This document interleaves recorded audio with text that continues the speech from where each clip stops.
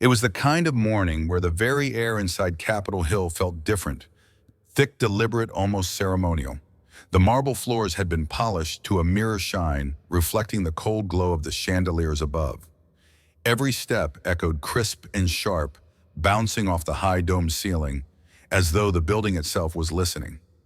Rows of deep mahogany desks formed a semicircle, wrapping around a single witness table like a silent jury. The grain of the wood caught the glare of the overhead lights gleaming under the intensity of the broadcast cameras. Red tally lights blinked steadily like tiny unblinking eyes, trained on the empty chair where history was about to sit. On one side of the room, senators murmured quietly to their aides, trading last-minute notes and strategies. Leather-bound folders passed from one hand to another, each filled with carefully prepared questions meant to pierce through defenses. On the other side, the press gallery was already in motion, camera operators adjusting focus, reporters poised with fingers hovering above keyboards waiting for the spark that would ignite the day's headlines. The soundscape was a low, tense symphony, the faint mechanical whir of the cameras, the shuffle of papers, the occasional cough, the quiet clearing of a throat. Each noise seemed amplified as if the room itself was holding its breath. Even the air conditioning hummed in a slow, steady rhythm, like the deep pulse of anticipation. Beyond the velvet ropes, a few members of the public sat stiffly in the gallery, eyes wide, their attention fixed on the space where the witness would appear. They had passed through metal detectors, surrendered their phones, and now sat in reverent silence, knowing they were about to see something that would not just be reported, but remembered. The television broadcast's opening shot panned slowly across the room, giving millions of viewers at home the same view: the marble, the wood, the lights of the people. It was more than just a room, it was a stage, and in moments the curtain would rise. The double doors at the far end of the chamber swung open, not quickly, not for drama, but with the slow, deliberate weight of someone who understood exactly what this moment meant. Denzel Washington stepped into the room. In his left hand, he carried a worn black notebook. Its leather cover was scratched from years of use, but across the front, one word was etched deep enough to outlast time. In his right hand, a sealed manila envelope, its corners slightly creased, its flap pressed tight. Inside it was a truth so sharp it could cut through power itself. From the first step he took, the air shifted. Conversations in the gallery faded. Cameras turned in unison, their lenses tracking him, like predators following the only movement in the wild. Every polished step of his shoes clicked against the marble floor, each one marking time in the mind of the nation. 47 seconds. That was the silent countdown in his head, the exact window he believed it would take for the room to realize this wasn't just another political stunt. 47 seconds before the truth began to breathe in public. He didn't glance at the senators. He didn't acknowledge the press. His eyes were locked on the witness table ahead, as if every obstacle in between was just background noise. When he reached his seat, he placed the black notebook on the table carefully, like a craftsman laying down his most trusted tool. The envelope stayed in his hand a moment longer, his thumb tracing the edge of the flap before he set it beside the microphone. In the silence that followed, even the cameras seemed to hesitate. The room didn't know it yet, but the clock had already started ticking. The envelope sat there, ordinary in appearance, yet radiating a weight that every person in the room could feel. The kind of weight that didn't come from paper, but from consequence. Viewers at home leaned closer to their screens. Senators shifted in their seats. Even the seasoned journalist, people who had seen more scandals than they could count, found themselves holding their breath. And in that thick silence, a question began to echo. What could possibly be inside that would make the most powerful man in America lose his smile? Could it be a deal gone wrong, a secret meeting, a betrayal caught in writing? Or was it something far more personal, something that would strip away every layer of political armor and leave nothing but raw, undeniable truth? They didn't know yet, but they would. And when they did, the entire country would stop frozen between disbelief and outrage. Across the polished witness table, Donald J. Trump sat as though the entire proceeding were a formality he had already won. His posture was loose, almost lounging, one arm draped casually over the armrest, the other resting on the table with his fingers tapping in a slow, lazy rhythm. His suit was a deep navy, expertly tailored to his frame, paired with the unmistakable bold red tie, a tie that caught every flicker of light from the overhead lamps, demanding attention, the way a siren demands the eye. The knot sat perfectly centered, as if he had taken extra care to present an image of absolute control. But it was his expression that spoke the loudest. The corners of his mouth curled into a smirk, not the quick, polite smile of diplomacy, but the lingering, deliberate grin of a man who believed he was untouchable. His eyes scanned the room lazily, pausing only to glance at the cameras as if to remind the audience that he knew exactly where the spotlight was. When his gaze did meet Denzel's, it was fleeting, more of a quick appraisal than genuine acknowledgement. He leaned back slightly, adjusting his cufflinks in a slow, unhurried motion, a silent message. "I'm not worried." Even his breathing seemed calculated, the steady rise and fall of his chest, projecting calm confidence. To the casual observer, it might have looked like a man in control, but to anyone who had seen him in high-stakes situations, there was an edge buried just deep enough that hinted at something else entirely. Trump leaned forward, adjusting the microphone with the deliberate slowness of a man preparing to drop a line he'd been rehearsing all morning. His fingers curled around the base, and when he spoke, his voice carried that familiar blend of confidence and condescension that had become his trademark. "People like him," Trump said, nodding toward Denzel without actually using his name, "don't understand family values." The words landed like a splash of gasoline in a room already thick with heat. The Republican side of the chamber reacted first, low chuckles that grew into pockets of laughter. A few aides grinned and exchanged knowing looks, as if they'd just scored the first point in a long match. On the Democratic side, the reaction was sharper. Brows furrowed. A senator shifted forward in his seat, his jaw tightening. One staffer stopped typing mid-sentence, her fingers frozen above the keys. In the press gallery, cameras whirred and lenses zoomed in, eager to capture Denzel's reaction. Reporters glanced at one another, sensing that the first spark had been struck, that the game had truly begun. Trump leaned back again, his smirk widening, clearly pleased with himself. It was a calculated move: draw first blood, make it personal, and force the other man to play on his terms. What he didn't realize was that Denzel had no intention of playing his game. The insult hung in the air, still warm, still sharp. Every eye in the chamber shifted to Denzel, waiting for the retort, expecting the instant counterpunch that politics had trained them to anticipate. But Denzel didn't move. He didn't roll his eyes. He didn't lean toward the mic. He didn't even shift in his chair. His hands remained folded neatly on the table, the sealed envelope resting just inches away.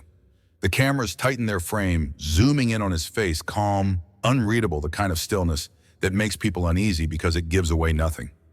The silence stretched. 2 seconds, 5, 10. Long enough for the chuckles on the Republican side to fade into awkward throat clearing. Long enough for the Democratic aides to stop bracing for an immediate verbal spar. In that quiet, something subtle happened. The energy in the room shifted. The laughter began to feel out of place. The smirk on Trump's face, still there, started to look like it was searching for reinforcement. This was no accident. It was calculated restraint. Silence in the right hands is a weapon sharper than words. It forces the aggressor to sit with their own statement, to feel its weight without the distraction of a rebuttal. It turns the room into an amplifier, not for noise, but for tension. And in that moment, Denzel was holding the room in the palm of his hand, not by speaking, but by refusing to. The memory came back in pieces, soft at first, like the echo of a distant bell, then sharper, more vivid, until Denzel could almost smell the faint trace of incense again. It was 3 weeks earlier in the basement of a small Catholic church in San Antonio. The air down there was cool, almost damp, carrying the scent of stone walls that had stood for over a century. A single wooden table sat in the center of the room, its surface worn smooth by years of quiet conversations and whispered confessions. Maria Alvarez was already there, seated with her hands folded tightly in her lap. She was small in frame, but carried a heaviness in her posture, the kind that comes from years of carrying something alone. Her dark hair was pulled back, though a few loose strands clung to her damp cheeks. In front of her sat a manila envelope, its edges softened from being handled too many times. She didn't push it toward him immediately. Instead, her fingers rested on it protectively, as though letting go would mean surrendering the last piece of her strength. Her voice was barely above a whisper. "I've kept this hidden for years," she said, her accent wrapping each word in a quiet sorrow. "I was afraid. He was powerful and I was invisible." She slid the envelope across the table, her hands trembling. Her eyes glistened, and for a moment she seemed unsure if she had just made a terrible mistake or the bravest choice of her life. Denzel didn't rush. He placed both hands on the envelope, steady and deliberate, like a man receiving something sacred. When he opened it, the air in the room seemed to still. Inside a notarized DNA test, the kind that leaves no room for doubt. Paternity probability, no one, 99.98%. Father Donald J. Trump, child Lucia Maria Alvarez, age 11. He looked up from the page and met Maria's eyes. She wasn't crying now. Her tears had given way to a deep, unyielding resolve. "They'll see her now," he said softly. "He'll make sure of it." The paper was cold to the touch, as if the truth it carried had been waiting in the dark for far too long. Denzel's eyes moved down the page, slowly reading every line with the precision of a man who knew that each word, each number could alter the course of a life. Paternity probability named 99.98%. Father Donald John Trump, child Lucia Maria Alvarez, age 11. It wasn't a rumor. It wasn't a hunch. It wasn't the kind of he said, she said story that could be spun into oblivion on talk shows and Twitter threads. This was science, unforgiving, unpolitical, indisputable. The ink on the notary stamp had faded slightly at the edges, proof that this document had been sealed and stored for years, protected like a fragile artifact. Maria's trembling fingers had held onto this not as a weapon, but as a lifeline, a silent promise to her daughter that one day the truth would not just exist in a folder, but would be seen by the world. Denzel set the paper down gently, almost reverently. His gaze met Mariah's, and in that moment, something passed between them, a transfer of weight. She had carried this truth alone for more than a decade, and now it was his to bear. "They'll see her now," he said.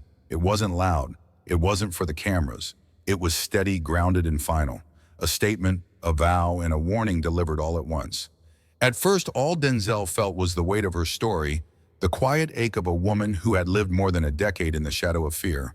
The dim light in the church basement caught the shimmer of tears still clinging to Maria's lashes, and for a moment his chest tightened with nothing but compassion. He saw the exhaustion in her posture, the way her shoulders curved forward as though she had been bracing against an invisible wind for years. He thought of the nights she must have spent alone, listening for footsteps that never came, watching her daughter grow up with questions she could never answer. But as his eyes drifted back to the paper, the cold certainty of 99.98%, the compassion began to transform. It sharpened, solidifying into something heavier, hotter.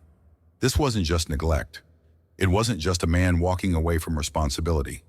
This was abandonment layered with hypocrisy, a man who built speeches around family values while erasing his own child from existence. His jaw tightened. Maria had spent 11 years shielding Lucia from the cruelty of knowing she'd been forgotten. But the truth was, Lucia had been denied more than a name. She had been denied the right to be acknowledged, to be protected, to belong. Denzel felt the anger settle into his bones, not the reckless kind that flares and burns out, but the steady, deliberate kind that fuels a fight. This was no longer just Maria's burden. This was his mission. The hearing room was silent when Denzel reached for his black notebook. He didn't flip through it quickly. Every movement was measured, deliberate, designed to make the room lean in. From between the pages, he drew the first photograph. No commentary, no dramatic flourish. Just a simple motion, placing it face up in the center of the witness table where the cameras could see it. Gasps rippled through the chamber. The image was grainy but unmistakable. Donald J. Trump at a charity gala tuxedo, sharp cradling a baby in his arms. The silver backdrop behind him read, "Hearts for Hope," a donor banner fluttering faintly in the corner. The child's tiny fingers clutched at his lapel, and even though the photo was more than a decade old, those who knew Lucia could see it immediately. The eyes were hers. Trump didn't look at the photo. His jaw tightened, but his gaze stayed fixed on some invisible point on the wall ahead. Denzel let the weight of the image settle before reaching for the second item. This time it was a small, tattered bracelet, pink once, now faded and frayed at the edges. Across the center, in bold block letters, it read, "Trump 2020, America First." This, Denzel said, his voice low, was found on Lucia's wrist when she was detained at the McAllen, Texas facility last year. He turned the bracelet slowly between his fingers so the cameras could capture every frayed thread, every stain that told a story no campaign slogan could erase. The silence that followed was heavier than before. This wasn't just politics anymore. It was personal. The chairman's voice broke the silence. "We'll now hear from our next witness, Ms. Clara Esteban." From the side door, a woman stepped forward, not hurried, not timid, but with the measured pace of someone who had carried truths for far too long. She was in her early 60s, her white hair neatly pulled back, a modest brown blazer buttoned over a crisp blouse. A thin gold cross hung at her collarbone, catching the light as she moved. She approached the witness table and sat down, her hands folded in front of her. When she spoke, her voice was calm, aged, but steady. My name is Clara Esteban. I was a registered nurse for 32 years, and in 2012 I was on duty at the Palm Beach Women's Clinic when a baby girl named Lucia Maria Alvarez was born. She paused, glancing briefly toward Trump. He didn't meet her eyes. The mother, Maria Alvarez, arrived alone. She spoke little English. She was frightened, kept asking if the father was coming. Clara's hands trembled slightly, but her voice didn't falter. About 30 minutes after the birth, a man entered through the back hallway. No security detail, no announcement, just a heavy coat, a baseball cap, and a face I recognized immediately. Gasps rustled through the room. He held the child for maybe 20 seconds. He didn't speak much. Then he placed a small gift bag beside the crib. Inside was a plush elephant in a folded envelope. I remember asking him, should I write the father's name on the birth certificate? She looked down at her hands, then back up, her gaze steady now. He shook his head. Told me don't bother. This never happened. The room was still, save for the clicking of camera shutters. Clara took a breath, her next words deliberate. I stayed silent for 12 years, but silence can protect the wrong people. Today I'm here because the truth has a birth date too, and it's long overdue. By the time Clara Esteban's words faded into silence, the air in the chamber felt heavier, almost oppressive. Every camera in the room was now locked on Trump. At first he kept a smirk, thin, stubborn, but it no longer reached his eyes. His right hand, resting on the table, began to tap in uneven rhythm against the polished wood. The first photograph had unsettled him. The bracelet had tightened the pressure. But Clara's testimony, that was different. It wasn't just evidence, it was a living witness, someone who could not be dismissed as fake news or political theater. Trump shifted in his seat. His shoulders stiffened. He adjusted his tie for the third time in less than a minute, each movement sharper, less fluid. His gaze darted not just toward his lawyers now, but to the gallery, the press, even the chairman, as if searching for a lifeline that wasn't there. A bead of sweat appeared at his temple under the relentless lights. He reached for his water glass, but his hand hesitated midair before finally gripping it. The sound of ice clinking against glass seemed louder than it should have been. Meanwhile, Denzel said nothing. He didn't even look at Trump. Instead, he kept his eyes on Clara, nodding once in quiet acknowledgement of her courage. The contrast was stark, one man unraveling under the weight of truth, the other steady as stone. And the room felt it. Senators leaned forward. Aides froze mid-note. In the press gallery, fingers hovered above keyboards, ready to turn each shift in body language into headlines. Trump's voice finally broke the silence, low, at first muttering to his attorney, then sharper, louder, carrying just enough for the mics to catch. This is a disgrace. But even as the words left his mouth, everyone could see it. The veneer of control was cracking. Denzel didn't reach for the microphone right away. Instead, he opened the black notebook, removed a small, matte black recorder, and placed it gently on the table. This, he said quietly, is the voice of an 11-year-old girl named Lucia. He pressed play. A soft static crackled for half a second, then a young voice filled the chamber, gentle, hesitant, but clear enough to pierce straight through the air. Hi, my name is Lucia. I'm in 5th grade. My favorite color is purple. I like drawing dogs and people with funny hair. I drew my dad once, but I messed up the tie.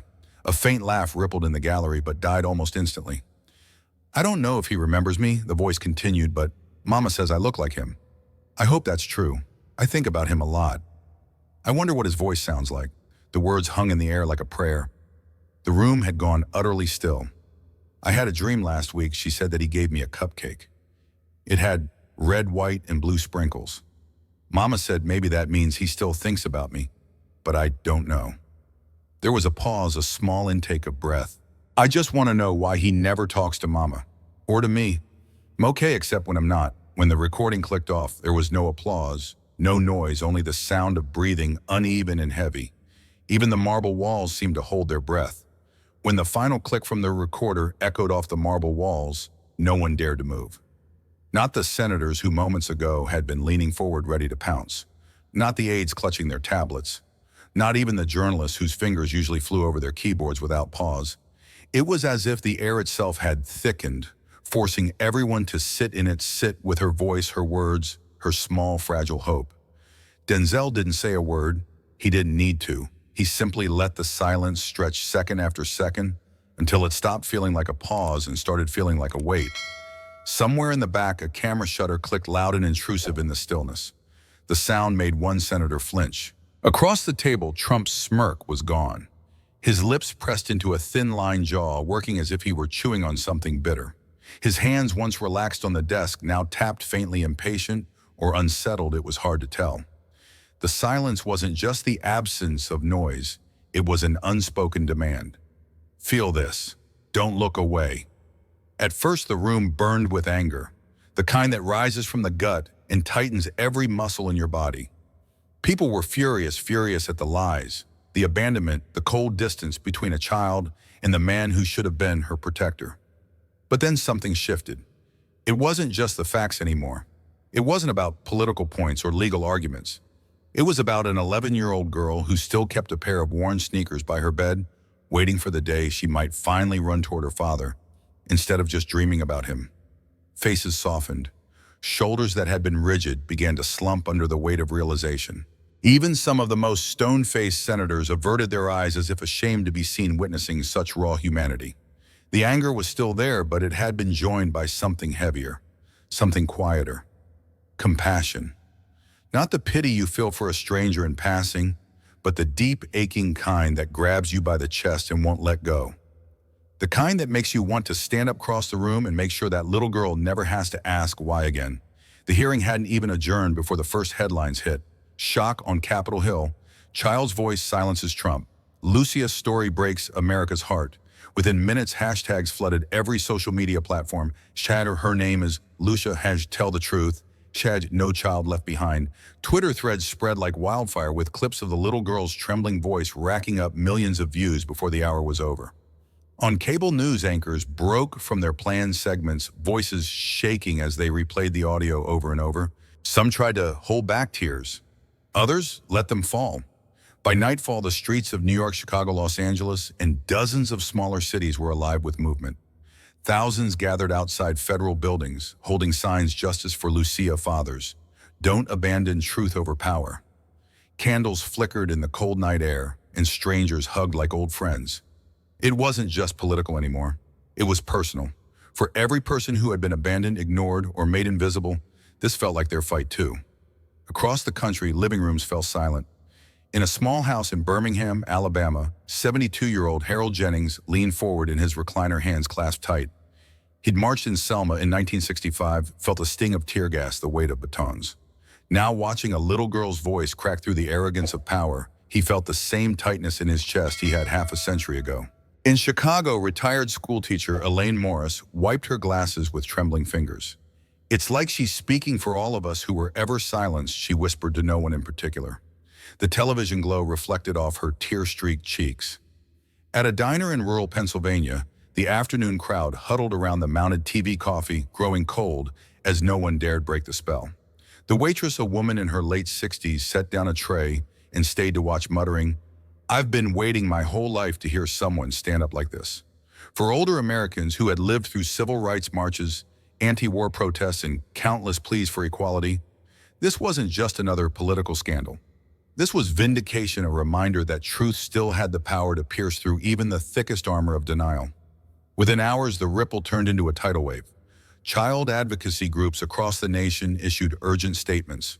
In New York, the National Coalition for Children's Rights held a press conference calling the revelations a wake-up call for America's conscience. Their director, a grandmother of 6, slammed her fist on the podium.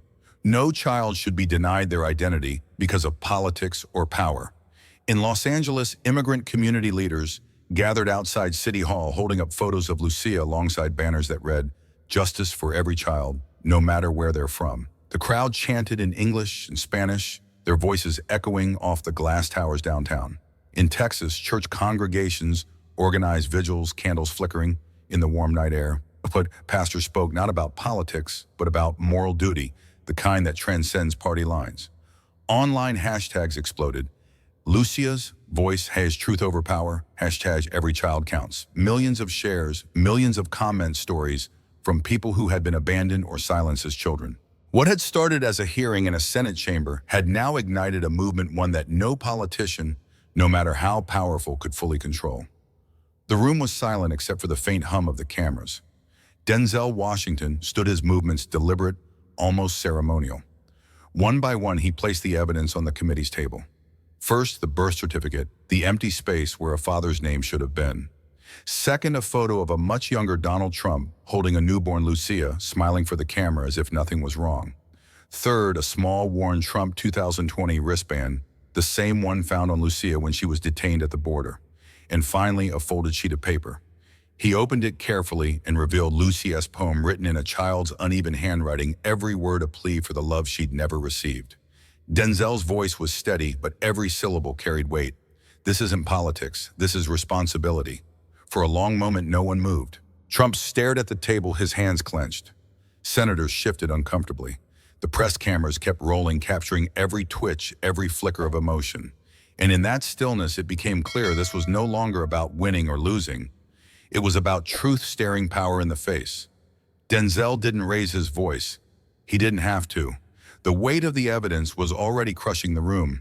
He looked directly into the cameras, his gaze steady, unflinching, as if he were speaking not just to the senators, but to every living room in America. His words cut through the silence like a blade. So what will America do when its own president abandons his child? There was no applause, no shouting, just a collective intake of breath. In homes across the country, veterans of civil rights marches, grandparents who'd raised children through war and hardship sat frozen. Because this wasn't about party lines anymore. It was about the kind of nation they wanted to leave behind. Denzel slowly gathered the birth certificate, the photograph, the bracelet, and Lucia's poem, placing them back into the worn leather folder. He didn't rush. Every movement felt deliberate, almost ceremonial. Then, with a voice calm but unshakable, he said, "The truth, no matter how long it's buried, will always find its way to the light." The words seemed to linger in the air, echoing beyond the walls of the Senate chamber, into living rooms, coffee shops, and quiet kitchens across America. For viewers, the tension of the past hours still clung to their chests, but now it was mixed with something else, a flicker of hope.